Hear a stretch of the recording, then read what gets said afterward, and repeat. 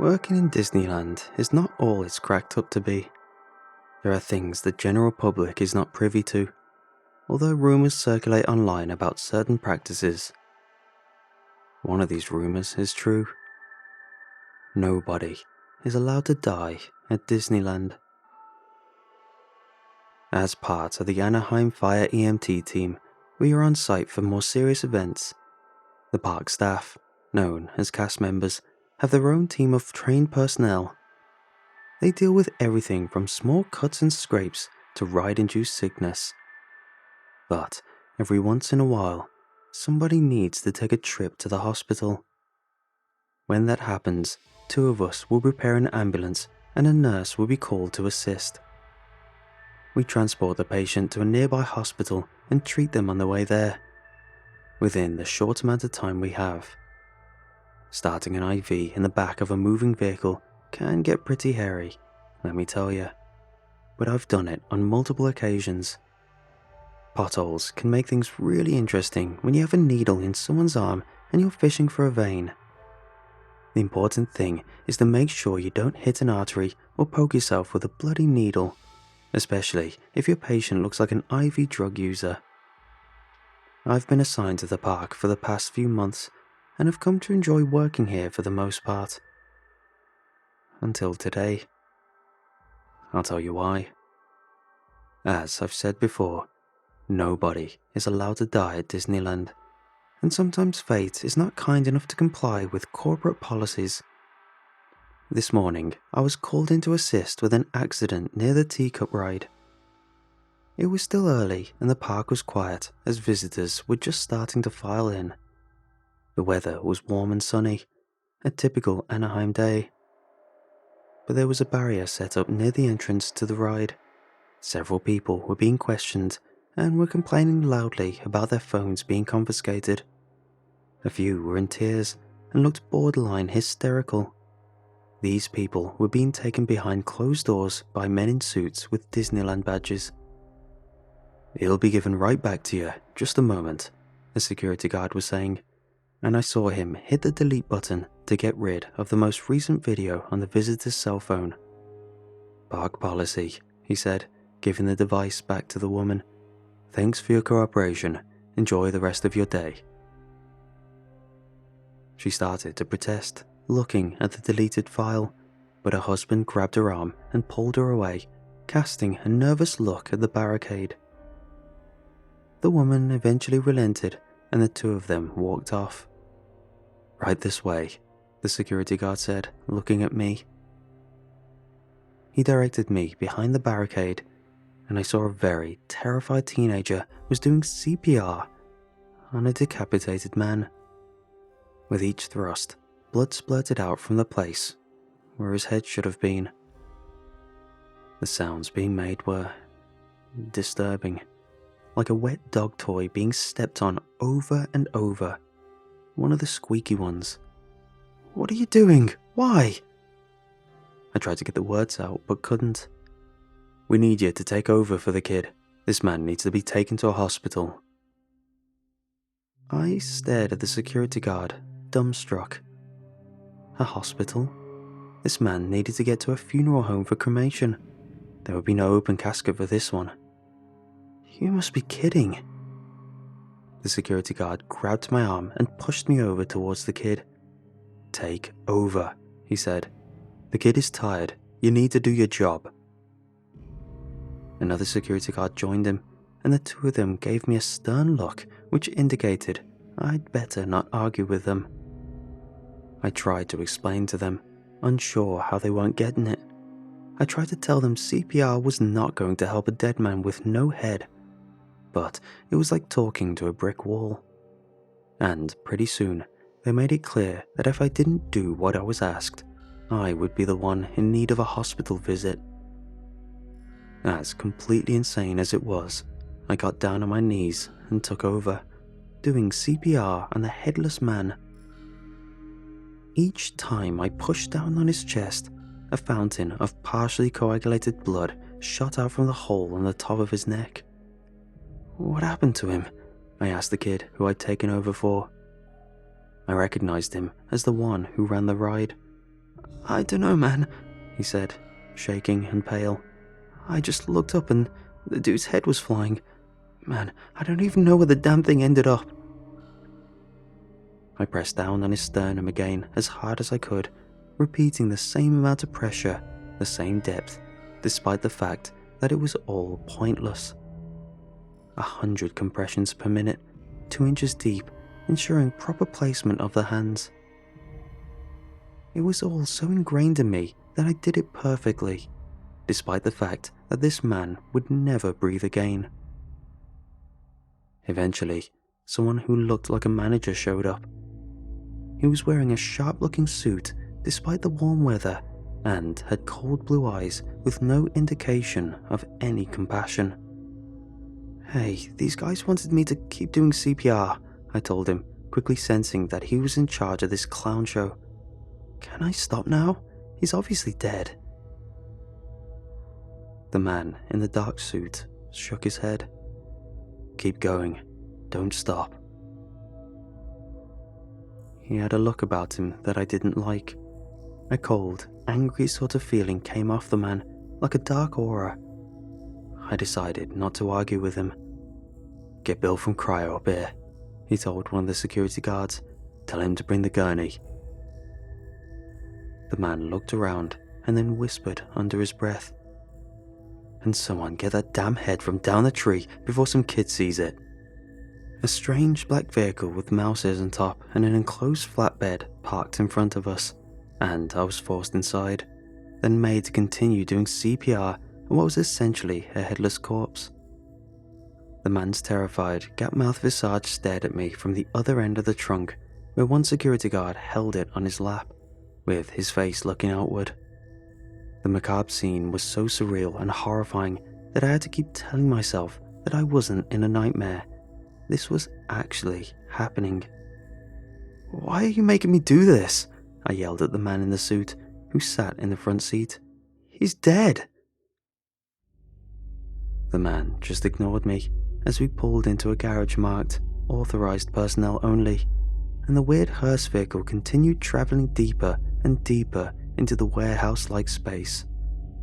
Eventually, after a few more minutes of driving deeper and deeper underground, using a series of ramps like you'd find in a parking garage, we came to another steel sliding door. Reaching up to press a button on the ceiling, the man up front looked back at me and locked eyes with me. Almost there, he said. Just a few more minutes. Then he looked at the security guard and furrowed his brow. Jim, what did I tell you about the heads? The security guard's face went red immediately, and he began to dig through a cabinet next to him. It sounded like a drawer full of ice. Then he dropped the head inside. It landed with a loud chunk sound, as if he dropped a six-pack into a cooler on a hot summer day at the lake. He raised his thumb in an affirmative gesture, nodding at the man in the suit. Got it. I was dumbfounded, slowing down my compressions momentarily, and the security guard unclipped the gun from his holster. Don't slow down, he said. Keep it going. I got the implied message. But why do they care so much about perfusing the organs of a dead man with oxygenated blood? There was no head, and without a head, the body would be useless. The brain would be dead from the lack of oxygen a while ago, and minus that control center, the meat sack I was pressing on with all of my force was essentially obsolete. It was all pointless. Unless... The memories came to me of things I heard in the past. Hadn't Walt Disney insisted on being cryogenically frozen? No, that was insane. Those ideas were insane.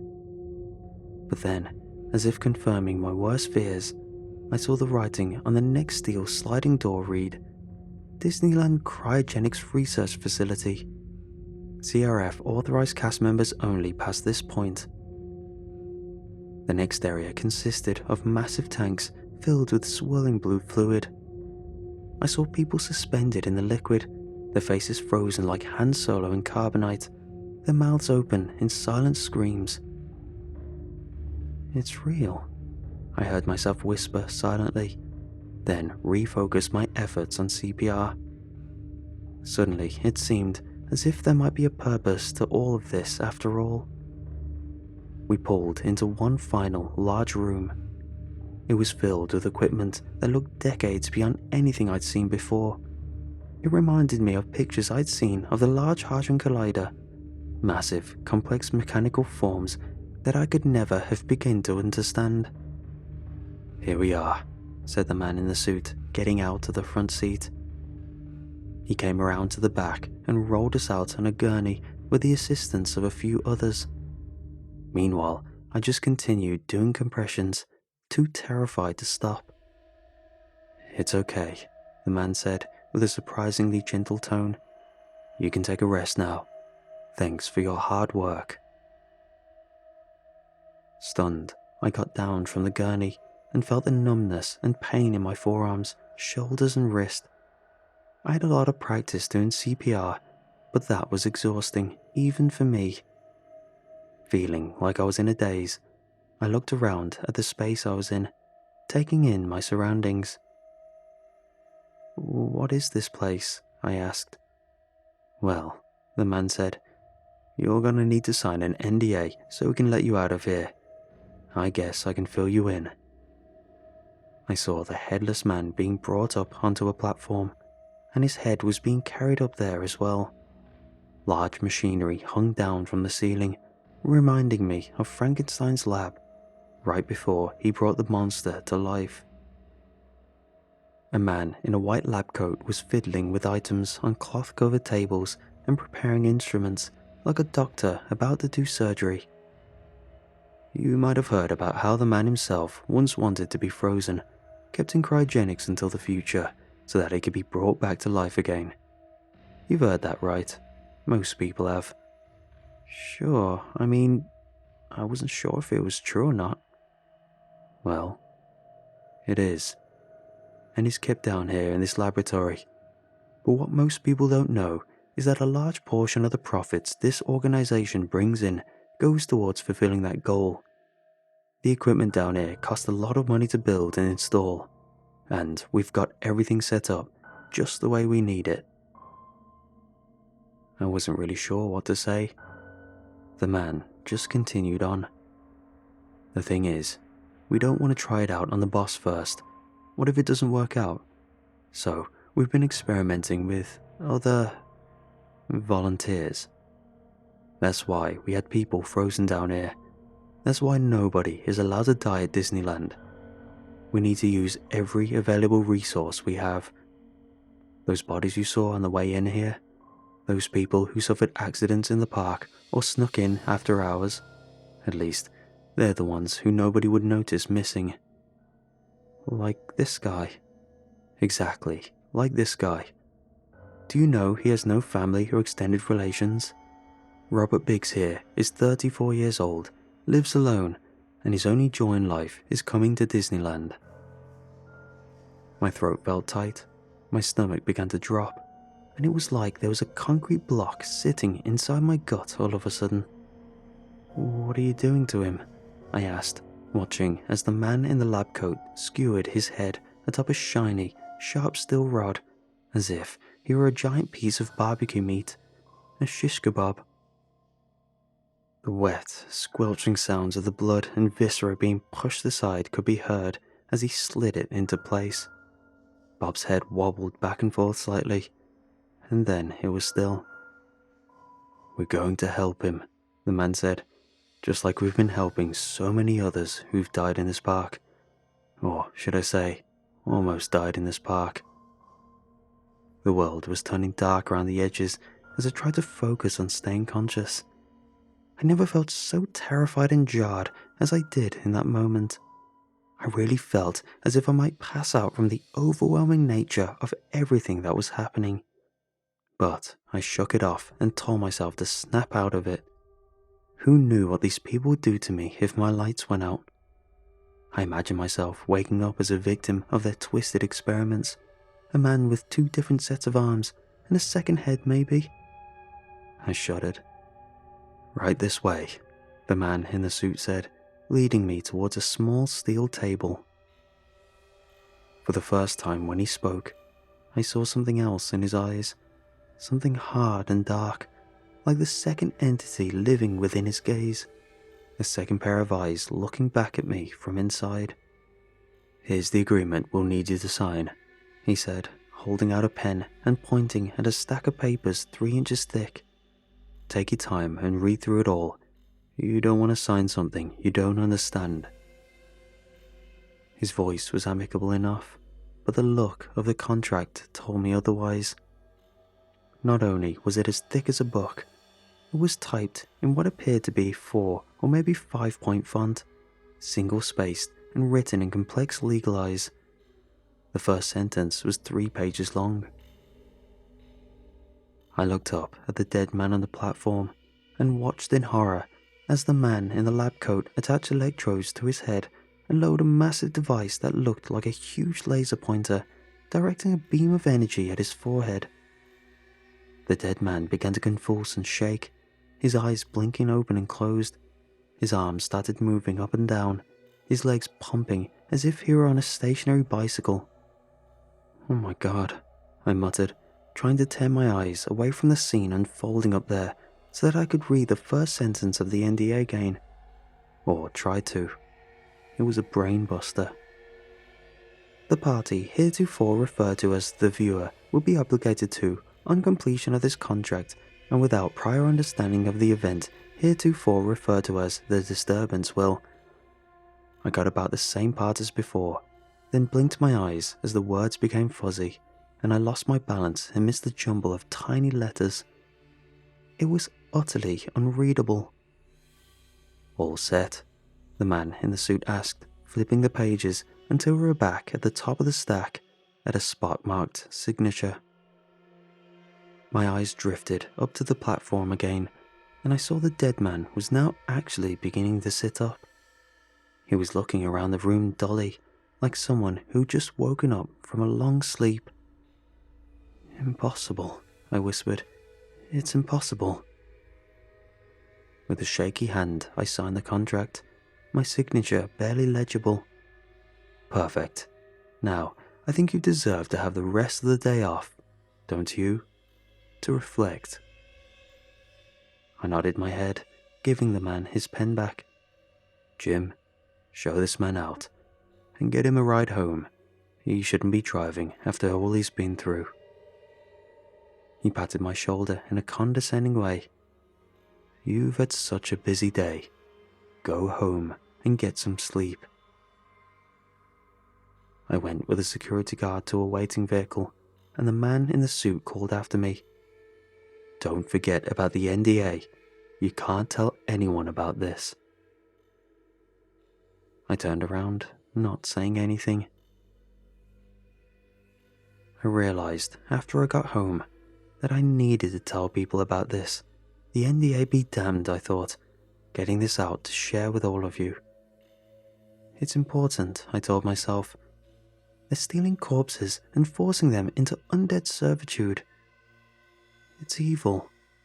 That's like end of the world zombies taking over apocalypse level nonsense.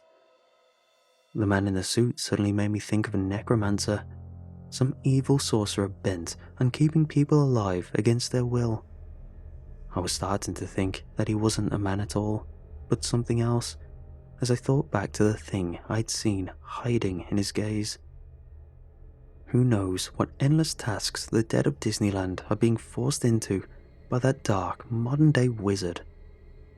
Someone has to do something about it. And maybe this is the first step towards stopping him.